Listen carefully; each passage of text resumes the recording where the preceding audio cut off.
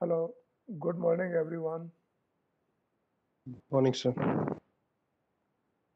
Let's start our discussion.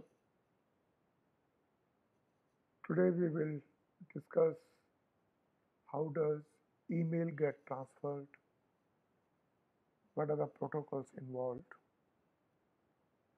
Even though most of us happen to use email through the browser, like Gmail or Yahoo, we log into the browser, send an email. So we really use email more as an application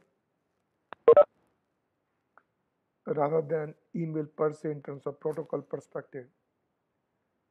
But those of you who are using some email client like iMail or Thunderbird or Outlook Mail or Outlook Express or anything of that kind, not a browser based but dedicated client, that is where you'll see actual email protocols come into the picture.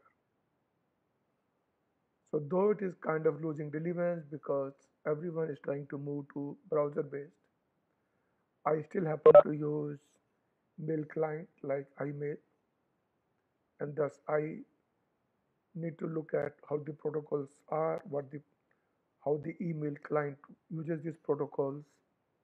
And they look at there are two protocols. One is for sending email, and other is for receiving email.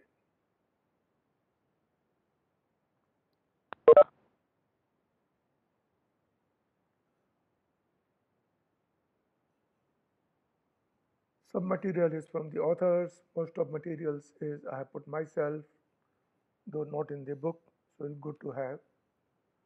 I also sent an email yesterday that those who would like to experiment, understand the way protocol works, install Ubuntu, maybe under VirtualBox or under VMware, and then install some good tools and applications which will help you understand the email protocols. So primarily email, there are three components. One is the user agent, user in software that we basically as a user, end user, interface with, work with. And then we have a mail servers where when you send a mail, a user agent will send the mail to the mail server, and mail server will send a mail to another mail server, and so on and so forth. So when I send an email from one mail server to another, the protocol used is called SMTP, Simple Mail Transfer Protocol, and that is what we basically study. When you send an email, mail goes into a mail queue, that's what being shown in the green sign, and from mail queue when it gets delivered, it goes to user in mailbox, and when a user reads it, it reads from this mailbox.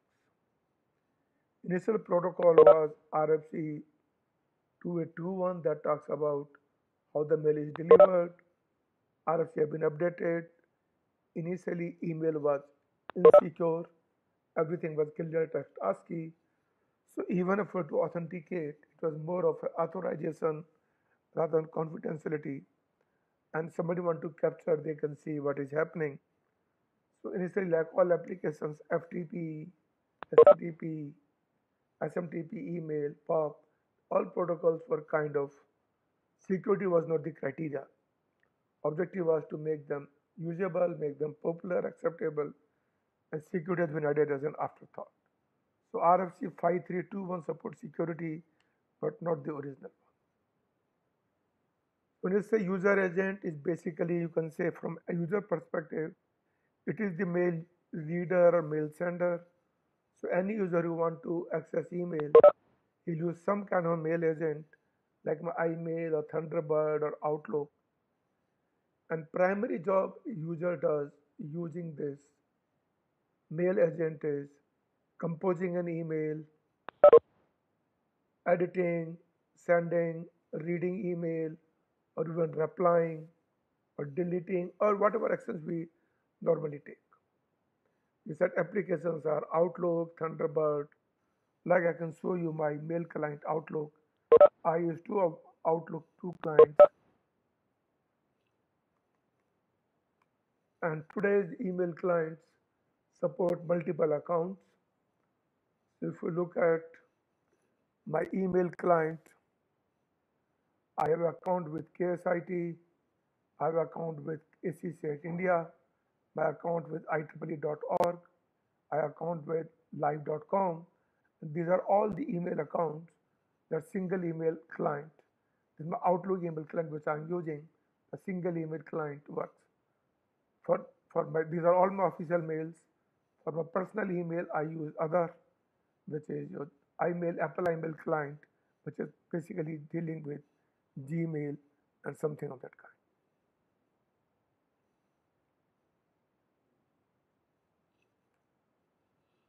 So when mail server sends to user sends a mail, it goes to mail server locally, and then mail server talks SMTP to the other mail servers, and that's how the mail gets basically delivered. And we look at what the commands are, how does SMTP typically works, and when mail finally goes to the end server, then that server will deposit the mail into user mailbox. That is what being shown on this yellow boxes, that is the individual user's email. A typical journal structure would be like my laptop. I have my laptop where I have a user agent and a mail client. These are both agent are kind of work in a single software, like with Outlook. So one part is user agent that allows me to interact with the users or UI interface, reading, replying, deleting, creating a new email, or forwarding, or whatever you take it. Other is the MTA client, which is message transfer agent, whose job is to transfer this mail to the mail server. So I would have a mail server like my Yahoo, and I would have another mail server which I'm trying to send to somebody in Gmail. It goes to from my mail client, it goes to my Yahoo mail server. From Yahoo mail server sent to Gmail server, and then it go to user agent, the mail Gmail mailbox, and using user agent, you basically see that. When you use a browser, all this basically becomes part of the browser. Browser talk using HTTP protocol, and you don't see the receiving protocol, but still the SMTP still works. Sometimes these two could be one system, or this could be one system, but if both the receiver and sender are on the same system, then there would not be any SMTP protocol from user directly go to the other user mailbox, and then what would happen?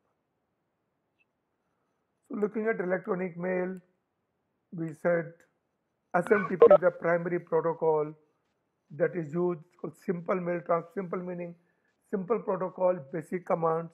You make use of it, and mail goes away. And we'll look at those basic mail commands. How does the mail basically work?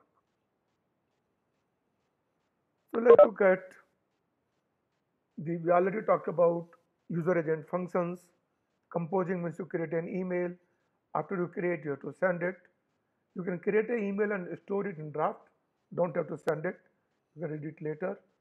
So composing and sending are two different functions, and you should be able to differentiate between the two. If you receive an email, you like to read it, you want to reply it, or you like to forward it, you want to delete it, archive it. So mail agent could be UI based, or this could be command line based. Nowadays, rarely anybody uses command line based mail agent, which are Mail, MailX, Pine, L. I use all of them way back in, let's say, 1990s. But now we all go to UI based mail client, such as my iMail, which I use, Outlook, which I've shown, Thunderbird from Mozilla, Eudora is another mail client. And you can look at those, and I can even show you my iMail client.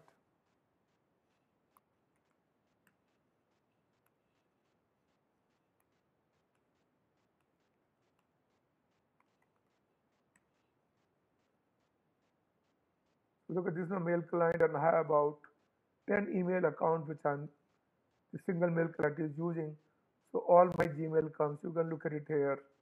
That's how things keep coming up. So these are my mail clients.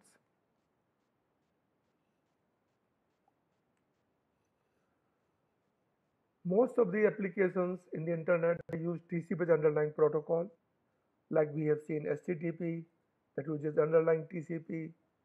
We have seen FTP that also uses TCP. DNS uses primarily UDP, but DNS can also use TCP. And so primarily when you send an email, you connect on port number 25. So remember client server protocol, server always listens on well-defined port, like DNS services on port 53, SMTP services on port 25, the FTP server on port number 21, SSH secure cell port number 22, web browser port number 80, well-known addresses. So initially mail was unsecured used to port 125, but today most of these clients nobody uses 25 because it's open, subject to attack, can be misused. So today's mail SMTP uses secure port 465 or 587. Most of the time when you send an email, my mail transfer agent will talk directly to the end mail transfer agent, or it may go by intermediate servers. Make a TCP connection. A TCP connection handshake would happen, connection setup, and we look at TCP connection setup when we go to second module. Once setup takes place, then we transfer data and probably close the case. As we said, all the internet applications are using clear text command, ASCII command, so that humans can read and it becomes human readable. That means if something goes wrong, it becomes a lot more easier for human to debug and diagnose and fix the issue. So all the commands like FTP, like HTTP for mail also are clear text command, and we'll look at those commands. Again, like HTTP has 3-digit status code. Same is the case for SMTP. Again, 3-digit status code. First digit belongs to file category, and rest indicates the status of individual command. So let's look at if Alice needs to send an email to Bob, what would happen? User agent of Alice will basically compose an email and send email address as Bob at whatever Bob's email address is. And this user agent will send mail to Alice mail server. Mail goes in there, it goes into the mail queue, and then this mail server will become a client and connect to the mail server of the Bob. SMTP server sets up a TCP connection and then transfer the email, and receiving server will put this mail into the mailbox of the Bob. And once the mail is transferred, the TCP connection would be closed, and then Bob can invoke user agent. User agent will discuss like POP and IMAP will connect to this mail server, look at the mailbox, read email, and then do whatever action needs to be done. That's a typical scenario that happens. So how does basic SMTP works? First, I'll go through basic commands and then I'll actually send an email and show you how can actually it really work. So you can use NC as a tool. NC is the simple, provides you transport connectivity, and then you can type whatever commands you want, mimicking all the application layers. So we connect NC to my own mail server, and I given you sent the email yesterday. Like if you install Ubuntu, if you go through the URL, it tells you how to set up email, how to set up postfix, and mail utils will basically set up your SMTP and then mail agent Retrieve email, POP or IMAP, both are available and you can access those to set things up. So I would recommend you to install this, install Ubuntu, install this software packages, go through the URL, and then you can actually play with mail clients and help you understand the way the mail client works. So NC basically does a TCP connection. TCP handshake is over. You get a server response of 3-digit code saying connection is emails is successful. The first thing you say is email, hello, identify yourself who you are. I say hello, I am so and so, my domain is this. Once hello is done, then you basically indicate the command called mail from. What is the email address from you are sending an email? Initially, SMTP was all trusting, so whatever email address you sent, there wasn't any check whether it was proper authorized or not. And in fact, early 90s, mail spoofing used to be a big scene. People used to spoof email. Somebody will send an email on behalf of principal, and you won't know whether it is a fake email or something else because SMTP was insecure. It was much easier to send a mail with somebody else's names. And I can even show you, demonstrate how does that would work. And then you indicate who is the recipient, indicate the recipient username. If there are multiple ones, you can say receive to, add multiple users. And then when you identify the who the sender is and who the receivers are, then you basically indicate data. And data means you start typing, and when you want to finish the data, in the last line, put dot as the first character and return. So look at each of the command returns the 3-digit status code. Command is successful. Data means now it is intermediate. You have to keep sending data. So you can keep typing whatever something you want to type. And then you basically at dot will complete it, and then you do a quit, and connection would be closed. So let me show you a demo how this can really work. I have my mail server running.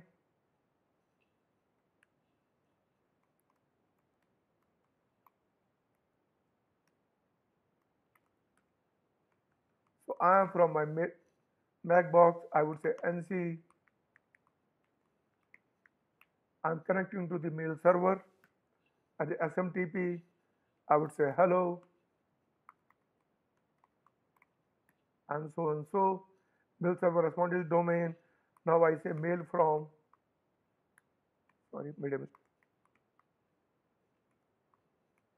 I can put any email address. I can say principal. So it is not right because mail does not check. It says okay. When I say receive to, I will use a dummy. I can say receipt.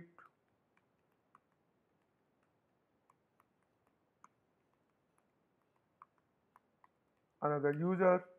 So to I can say data.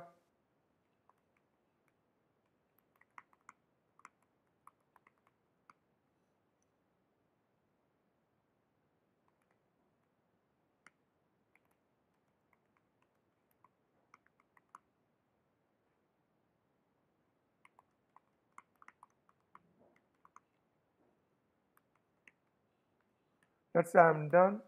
Then last line put a dot as a first character return. That means this data part is complete. Mail is gone. If you are done, you can basically say quit. Or you want to initiate another email, you can again repeat mail from, receive to, and finally you can do a quit. It says bye. And so now if you send this email, it has basically gone to the mail server and to the two users, dummy and dummy user, gone to their mailbox. So let me log into that my Unix box where I send the email.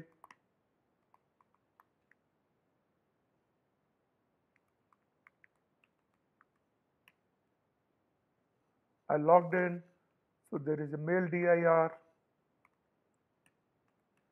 If you look at, there is a mail there, and if you everything is ASCII, you can see whatever you sent, content is there. What you normally don't read like this, you normally use a mail client, and we look at how does the mail client work. Similarly, if you I can log in and I can see dummy user.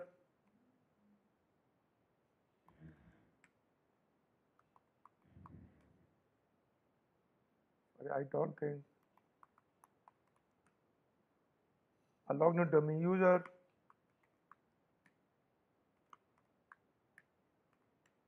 You see there are two emails lying, so I can say more,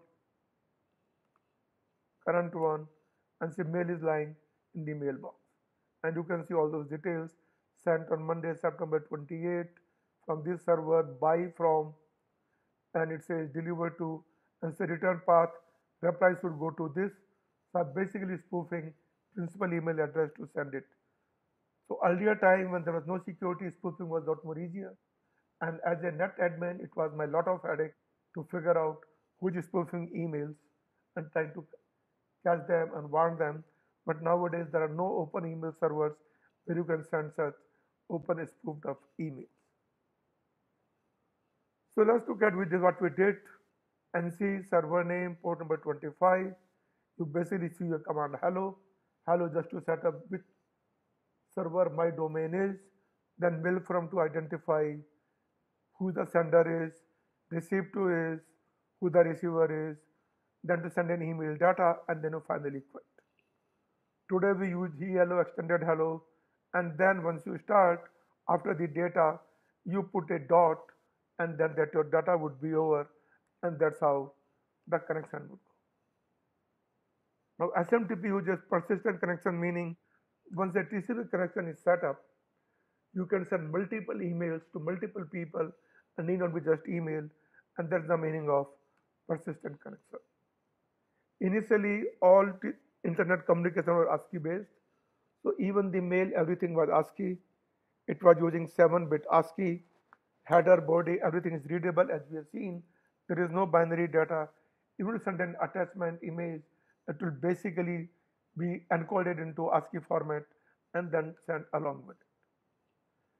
Between two lines, the end of message, you always use CRLF, empty line, and then you decide the one mail is over, other mail comes in. Comparison is a part of your syllabus. How does it compare with HTTP? So if you look at HTTP, it's a pull protocol. We send a URL and then pull the web page and see it. So server responds. Server does not push it by itself, but as a user we pull it. Whereas in the mail, I'm pushing it, I'm sending a mail out. So mail is a push protocol, SMTP is a push protocol, where HTTP is a pull protocol. Similarity wise, both use ASCII command line text, ASCII commands. Both have 3-digit status codes. And other differences in HTTP, if you have multiple objects, each object comes its own message, its own separate URL embedded object. Like if a web page has 10 images, each image is fetched separately, though it looks a single page, but you have a separate request response and you get those. However, in the mail, I can send multiple attachment part of symbol email, and multiple attachment or multiple parts can go as a multi-part message, and we'll probably show that as well. For secure SMTP, you can look at there's an auth command there to identify who the author is, and you typically use either MD5 SAM or other simple authentication secure layer, depending on which client or which protocol you're trying to use. And to identify the mail server, we depend upon DNS server. We make a query called MX record type so that it tells me what is the mail server for this domain, and then we send a mail. So mail client automatically queries DNS server for a MX record type. So when I say my user or user mail says send a mail to abc@gmail.com, then my mail client will contact DNS server, find MX record for gmail.com or MX record for ksat.edu.in, and once it finds a mail server, then it will make a TCP connection and then follow SMTP protocol to send the emails. On Unix machine, it is a send mail daemon that runs and that sends the data, and Outlook your other stuff, and there are other email clients. So typically how the mail message looks, Initially, you can look there all the headers. After the headers, you have an empty line, and then followed by the body. As you might even see, look at our email. So these are all the headers. After the header, we have one empty line, and then we have the data. So this is how mail goes in a mailbox. So one, you have headers, and you can look at the header. This is called mail headers, followed by a colon, followed by a space, and then the value. So delivered to means address, received from so and so at this date. So if you look at the actual mail, let me show you one of the email headers for one of the client. Let's look at.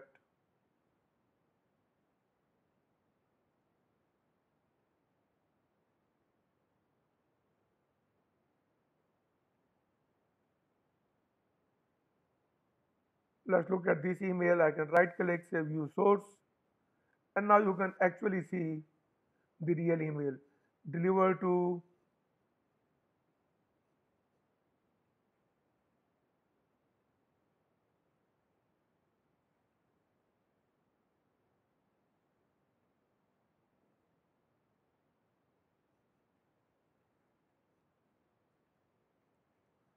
And then it's received by Sunday so and so.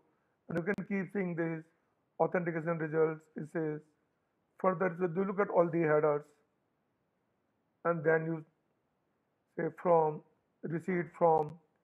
So she's keep forwarding date, with the mail it was sent to. These are the mail headers in application. Follow RFC 822 from so and so, mail subject, copy to, and then you have one empty line. And after the empty line, you basically have the data. And that's what you look at is again a multi-part email. Part one, you'll basically see mail exchange data, and you keep getting it. And this is my original email, and this is the response, and you get all the headers there. So you have all the headers. And this header, we're not talking about the SMTP protocol. It is actually the mail format that follows the standard RFC 822 that defines the standard message format. Header followed by a colon, followed by a space, and then the header value.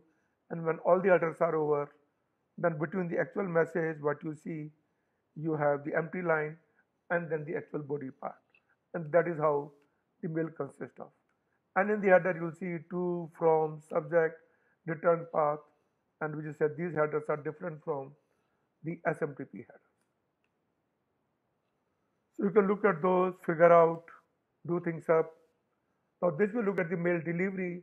How does a user access his email from the mailbox? The different protocols. So mail client would use either a POP protocol, this is called mail access protocol, or IMAP protocol.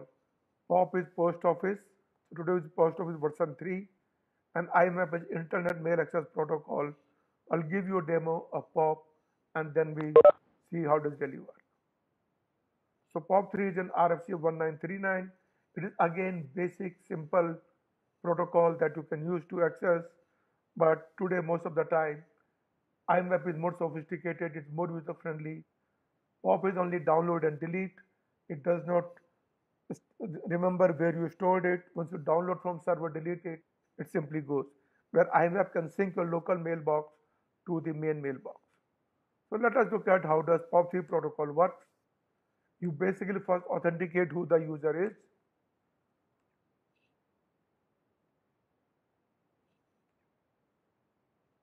So you connect, do a TCP connection on port number 1110. POP server says ready. Then you say user, say username. It will say okay, password, password, okay. And then you basically have connection established, or you can do authenticated POP with the MD5 sum, that also would work fine.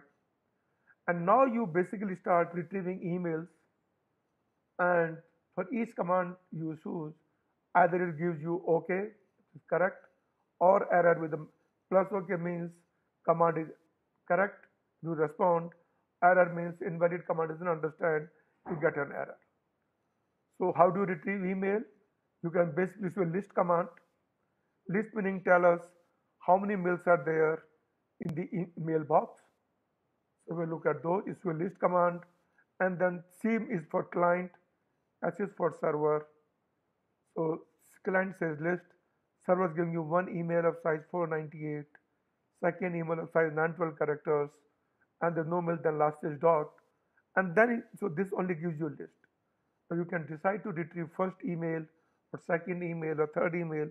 You basically issue a retrieve command with message number. So retrieve 1, it will fetch first message. Then you can say retrieve 2, to fetch second message. And if you do delete 1, that particular message will be deleted and you should be fine. And that's how the pop basically works. And if you delete 1, 2, it will delete 2 mails. If you delete only 1, others will remain, and then you can do a finally quit. And this is how the pop works. So let's look at basic of pop command. Let me log in using pop. I'll again use nc 110. I would say user, let's say dummy user, pass, everything is clear text. User is successful. I can say list. See, there are 6 emails. The 6th one is the last one which is sent, so I can say retrieve. Bad command, so retrieve 6, and you see mail number 6 that we sent today. Hello, this is notify. So what you see the mail is sent today. I can say retrieve 1. It will give me first email. I can say delete 2. So now deleted 2 emails, and if I show a list, mail 2 is deleted, and now if I do a quit, there is still 5 emails, and when I connect back, my list will show only 5 emails now and not the 6th one. User,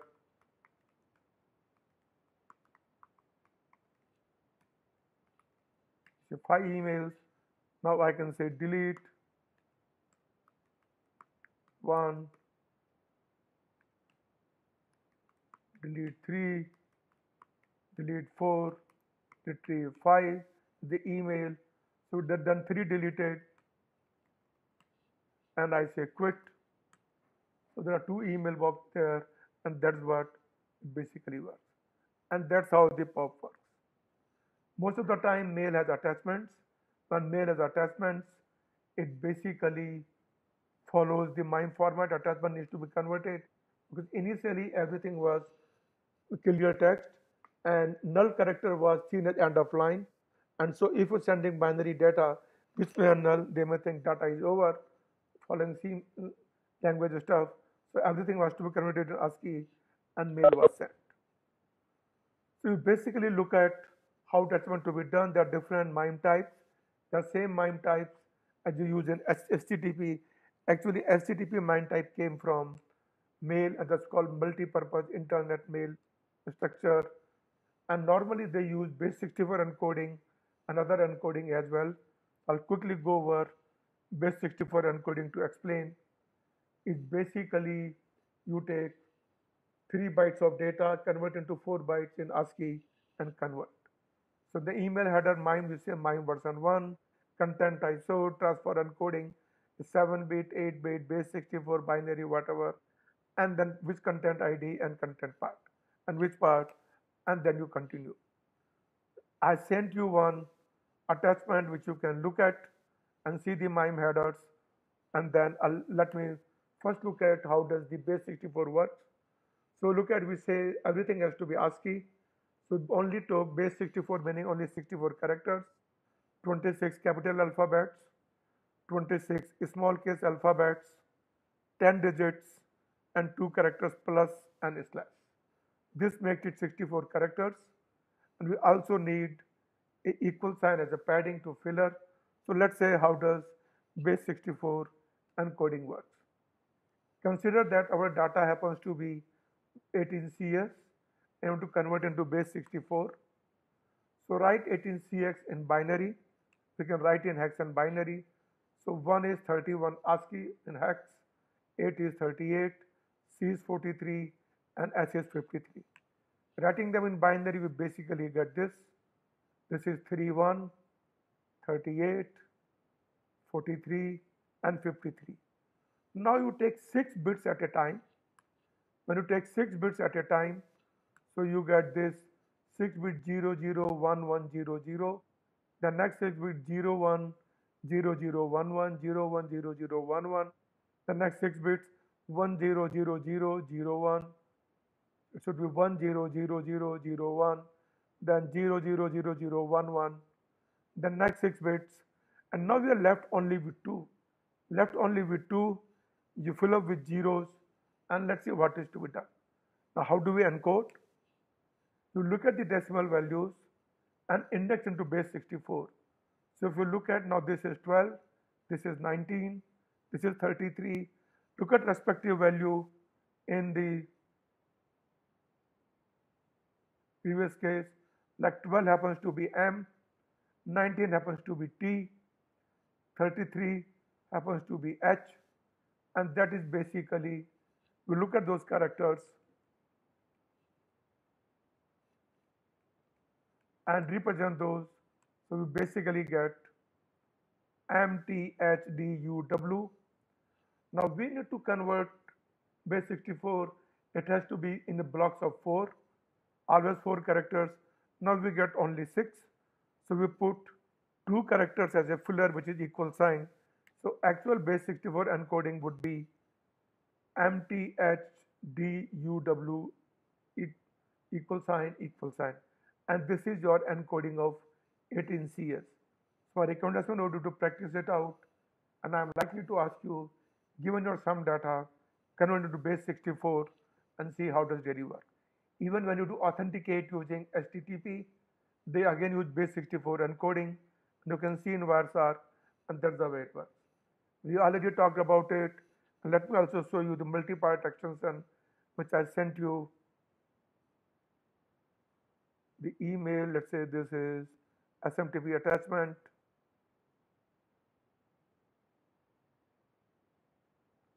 So if I were to say follow TCP stream, you see this is Apple Mail 4, content transfer 7-bit, and content is this. Then Apple Mail 4, this ID, basically mail part, and it says content type is image JPEG, encoding is base 64. So whatever image was is actually getting encoded in base 64, and you see all these characters are one of those 64 characters, 26 capital alphabets, 26 small alphabets, 10 digits 0 to 9, and plus an equal sign, and at the end you might have a filler character if it is not there. Then again, fourth part, 7-bit, and this is how, and then finally you see this is the mail header.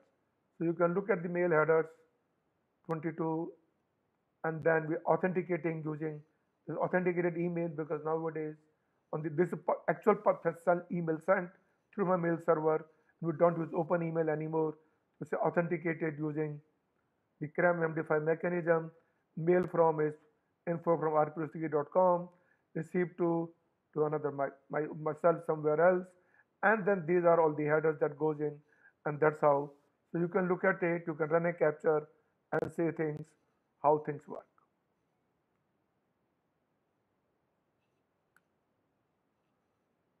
So POP3 basically uses, we've seen, we retrieve, we download, we can retrieve again and again, but the moment we delete, it is over. So either it is download and delete mode, we download and delete, or download and keep mode. Keep means we're not deleting, and it will be always there. And in that sense, POP3 is stateless. It doesn't care what you have done before. So when you use a mail client and use POP3, and if you keep in a different folder, like if you look at my mailbox, let's say my mailbox. So let's say for Gmail, I created many different folders. POP does not support any of those mail folders, and it remains a simple mailbox. And once you download and delete, it's removed from the mail server. And if you go to another machine to access your email, you can't access it. So you want to make sure that your mailbox is synchronized. with whatever mail server is. So always use IMAP. It keeps message in one place. It syncs up with the mail server, and in that sense, it maintains user state that whatever user has done at the client, same thing would be reflected in the mail server structure at the server side. So if I were to log in into my Gmail account, so if you look at whatever my structure is for my Gmail, this is my mail folders. So if I go to the browser, let's say go to the browser, go to my Gmail,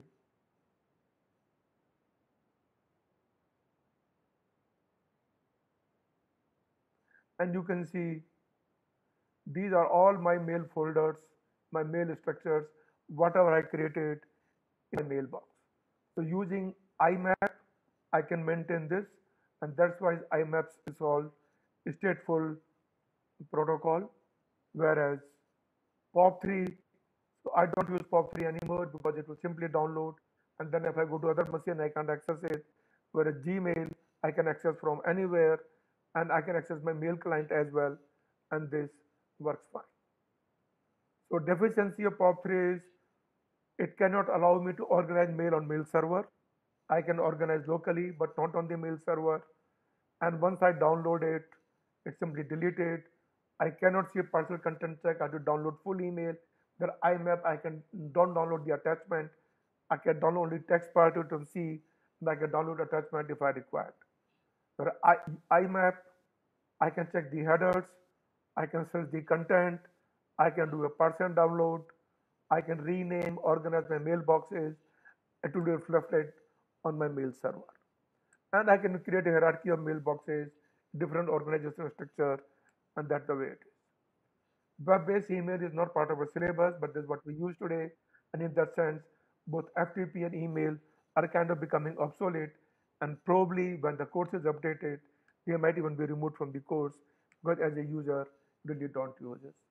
To summarize what we studied, we said mail has user agent, server agent, and then you have the SMTP protocol, and then we have send an email with SMTP protocol to receive the mail access protocol called POP3 and IMAP4.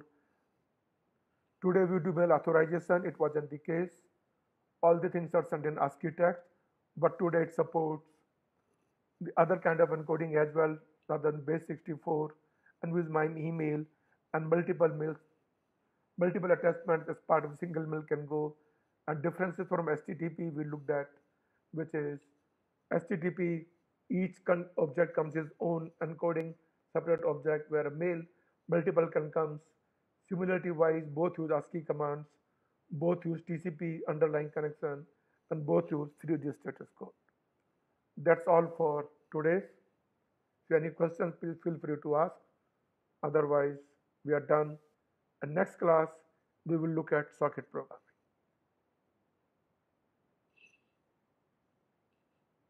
Any question, please let me know. Feel free to ask. Otherwise, we should be done.